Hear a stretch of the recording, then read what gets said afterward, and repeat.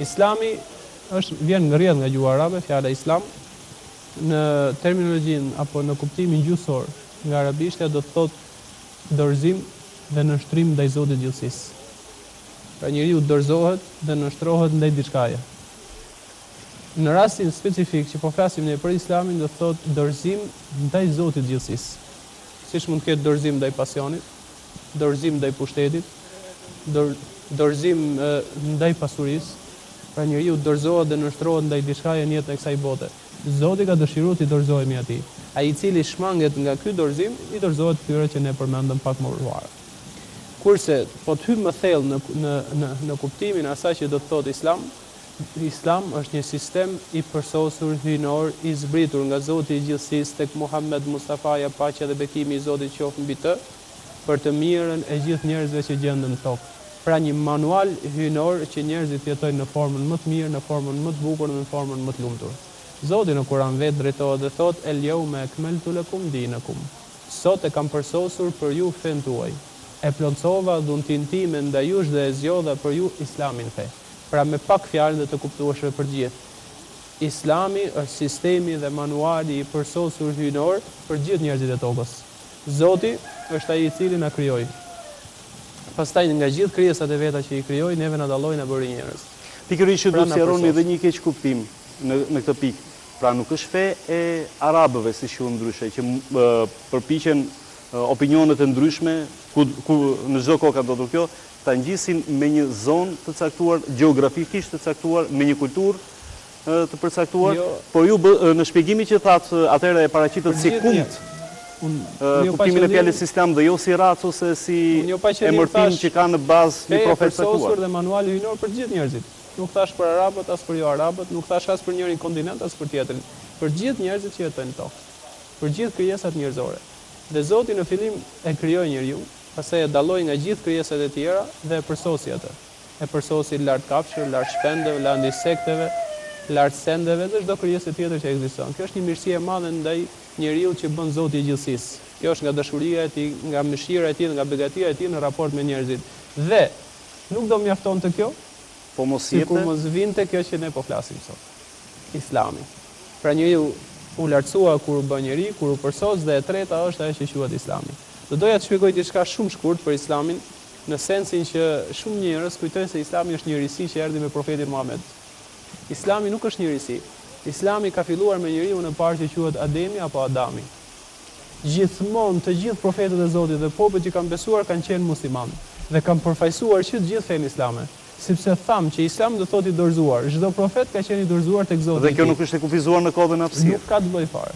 Pra është një rrjedhshmëri, nuk është njërisi, është një rrjedhshmëri që fillon nga njeriu i parë, nga librat e shenjtë të parë deri dhe përfundon me profetin Muhammed, paqja dhe bekimi i Zotit qoftë mbi të, dhe mbas profecisë përfundon me njerëzit të cilët jetojnë mbas vdekjes profetit derisa shkatërrohet kjo botë. Që quhen populli i cili përfaqëson profetin e fundit që është Muhamedi dhe vazhdojnë në të njëjtën rrjedhë e cila quhet Islam. Pra duhet kuptuar që Islami nuk ishte njërisi, Islami kanë qenë gjithmonë të gjithë besimtarët që kanë besuar Zotin dhe të gjithë profetët që kanë besuar Zotin. Është e vërtetë që ka një lloj përdorje, do të thoja, ndoshta pa qëllim, ndoshta e rastishme që edhe kur bëhet një bajram, po edhe kur vizitohen xhamiat nga media të ndryshme, normal që kanë një tendencë për të nxjerrur moshën e tretë. Sepse ne si shqiptar ka pas kohëra që kemi gabuar dhe në fjalët e urta kur thonim që sa je i ri, kënaqu. Kur shkon moshë tyre, shkon në xhami. Në të vërtetë, kjo është një fjalë shumë e dobët, sepse njeriu kënaqet kur është në xhami gjithmonë i ri apo i vjetër, dhe njeriu është i lumtur kur është në Islam brenda. Dhe sa më shpejt të hysh në të, aq më i nderuar je. Sa më i ri të hysh, aq më peshke e ke Zoti i gjithësisë. Në të vërtetë, ka disa vite që ka një dyndje të madhe nga të rinjt, të cilët frekuentojnë shtëpitë e Zotit që quhen xhamiat. Dhe me thënë të drejtën, gjithë secili nga ne që jemi drejtuesit e xhamiave të kryeqytetit, po flas për kryeqytetin, padyshim që ndjejmë një kënaqësi të madhe, që ajo pjesë e cila është e ardhmja e shoqërisë tonë, është e ardhmja e kombit tonë, është e ardhmja e vendit tonë.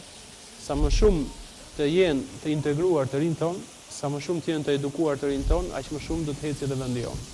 Dhe sinqerisht ka një dyndje të madhe jo vetëm në xhaminë e Tabakëve ku unë jam drejtues, por në të gjitha xhamiat e kryeqytetit kanë një dymbje të madhe të rive.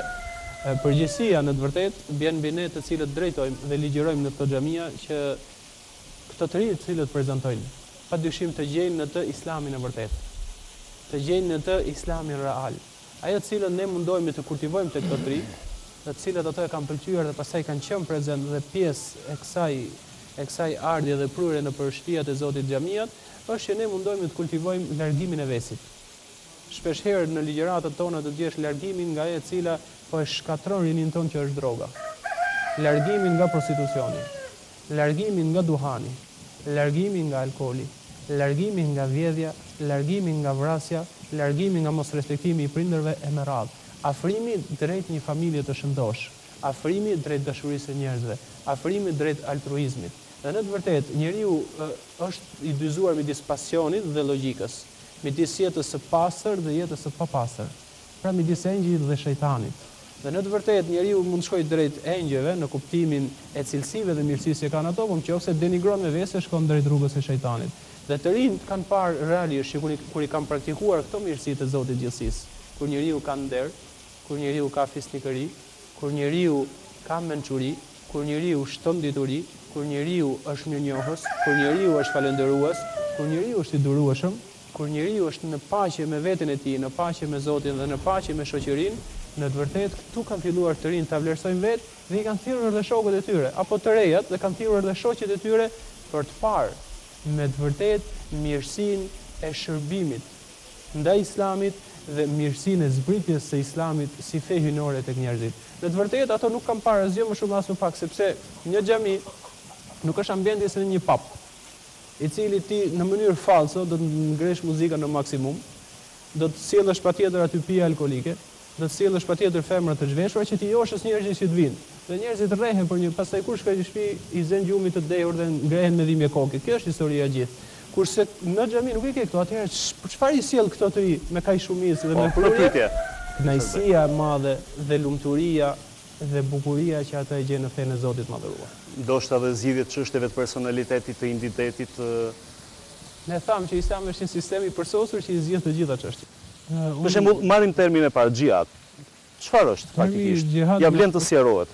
Normal, sepse më mirë do të ishin që gazetarët të dinin ato në gjuhën shqipe, që edhe mos të ngatroheshin, sepse arabishtja duke qenë një gjuhë shumë e pasur, është shumë e vështirë të përdorësh një term apo një fjalë në arabisht dhe të duash ta ndërlidhësh me fjalët e tjera në gjuhën shqipe. Për shembull, vetë fjala xhihad që ne po flasim dhe e kemi si shembull, xhihad nga rrënja e fjalës dhe kuptimi i saj është përpjekje. Po ta shikosh nëpërmjet ajo trajtohet gjithmonë si luftë. Xhihadi islamik, xhihadi këtu, xhihadi atje, dhe po ta shikosh në mend dhe ta hapësh fjalorin në gjuhën arabe, ai do të thotë përpjekje. Imagjinoni nëse do të ishte xhihadi luftë, Zoti për shembull thot një ajet kur drejtohet për Kur'anin thot wajahid bihi jihadan kabira. Dhe përpiqu me të me një përpjekje të madhe. Po të ishte luftë, do thot bë luftë me Kur'anin. Si mund bëhet luftë me Kur'anin? Ta marrësh atë si shpatë, pra dalin keq kuptime shumë të mëdha. Thot përpiqu me të ose lufton me të, pra me dije dhe me kapacitetet që i ka ky libër, me një përpjekje të madhe. Pra, vetë për shembull lëvizja e Fatos Lubojës mund të kthehet shumë mirë xhihad. Xhihadi. Patjetër, pra do të thotë përpjekje, ose muhamedanizëm apo muhamedanët, gjëra të çuditshme, që nëse do të ishin nga profanizmi, nga ignoranca, normal që pranohen, po ndoshta shpresojmë mos ketë ndonjë tendencë në to, për faktin sepse dihet që ne quhemi muslimanë.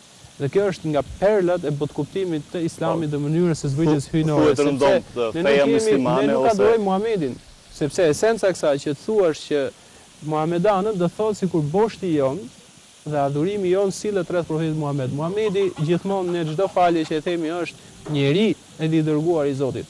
Ka sjellur vetëm mesazhin adhurimit, ne ja bëjmë Zotit gjithësisë. Për këtë arsye Zoti na ka vendosur neve emrin i cili është musliman, pra të dorëzuar ndaj Zotit të gjithësisë. Ose ferexhe. Akoma më e çuditshme. Ferexhe apo ferexhe që realisht ndoshta rrjedhin edhe nga turqishtja fare. Do të ishte shumë e këndshme dhe shumë e bukur që të thuaj shami, sepse në të vërtetë Zoti këtë kërkon në Kur'an. Thuaj thot bashortëve tuaja o Muhammed, thuaj vajzave, thuaj bashortëve të besimtarëve që të hedhin shamia mbi krahorin e tyre. Pra një shamia e cila mbulon kokën e femrës për shkak se flokët sjellin një bukuri të madhe dhe padyshim krijon një kaos moral në shoqëri, dhe hidhen mbi krahurin tonë të mbulohen pjesët që janë jorse për meshkujt e huaj. Kjo është gjithë ideja e veshjes islame, që të ruhet morali i një shoqërie dhe ne po shikojmë që duke mos ruajtur atë kemi probleme nga më të mëdha. Për këtë arsye do të ishte shumë bukur thonë shamia, vajzat muslimane me shamia.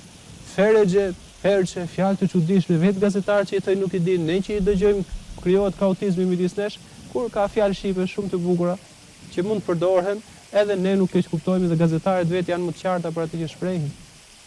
Apo terrorizmi e tjetra gjëra të cilat nuk kanë të përputhje fare me Islam. Imagjinoni, Islam do thotë dorëzim ndaj Zotit dhe i pajshëm me Zotin. Ai thotë terrorizmi islamik, pra terrorizmi i pajshëm. Dhe ai vetë duke e thënë këtë do të mos i ditë këtë bëhet qesharak. Se nuk o do thosh terrorizëm, o do thosh paqe. Terrorizmi i pajshëm nuk shkon. Për këtë arsye do të padyshim gazetarët do të jenë pak më të kujdesshëm, që edhe ato të jenë më të lirshëm dhe të kuptojnë vetë për çfarë po flasin dhe ne të jemi më të kënaqur kur i dëgjojmë, mos të krijohet ajo e qeshura brenda saj sepse nuk janë sakta fjalët që i përdorin. Pra këta janë terma të cilat ne po flitnim, janë terma të cilat nuk janë sakta. Do të dëshirojmë nga gazetarët që të kishin më të qarta ato, sepse Islami ndërtohet mbi 3 boshte. Zoti i gjithësisë, vetë feja islame dhe profeti i nderuar Muhammed. Një shprehje e famshme në Islam që veprat e njerëzve nuk mund ta dëmtojnë imazhin e Islamit, sepse njerëzit njihen në bazë të Islamit. Pra, çfarëdo që të veprojë një njeri, çfarëdo që të veprojë një njeri nuk e cënon dot Islamin si Islami është i përsosur. Por duke njohur Islamin ne kuptojmë nivelet e njerëzve në tokë. Prandaj nuk kanë të bëjnë veprime domosdoshmë padyshim ato mund ndikojnë tek individ të tjerë për të keq kuptuar dhe për të paragjykuar Islamin. Por kur njeriu, se njeriu i mençur ky është, kur arrit që të hapi Kur'anin famlar, të shikojë se ç'është Islami në tërësinë e vet, nuk do të bëjë asnjë gjë tjetër veçse të thotë Islami që nga i mirë, Islami që nga i bukur, njerëzit pas kanë probleme të tyre.